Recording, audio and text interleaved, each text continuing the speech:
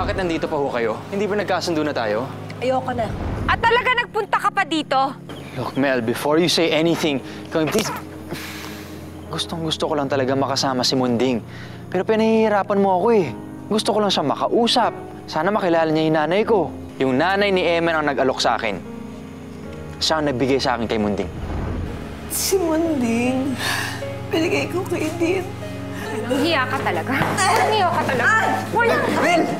Mel, tama na! Anong tama na?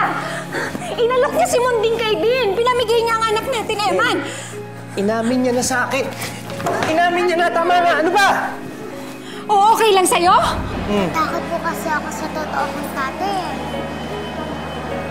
Ba't ka natatakot? Hindi naman aswang yung tatay mo. Hindi ka kakainin nun. Basta wag mo kakalimutan makipagkamay. Ha?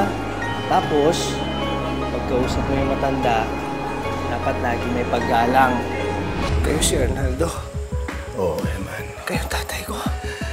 Yan ang tao na gumaasa sa akin. Kaya layuan mo yung demonyong yan! Sebes, nagsisi na ako.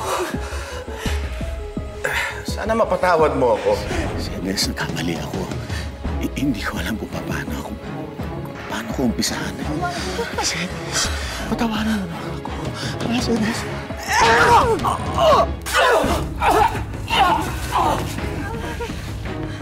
Tumakbo.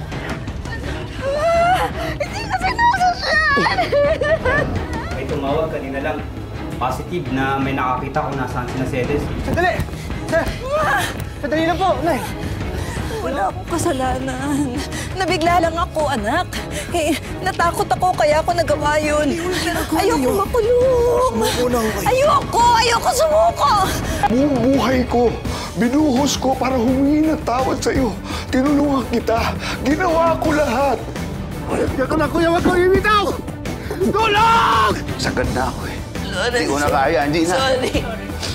Abangan talaga kita dito, Kuya. Kuya, kasama ko si Nanay. Nasaan siya?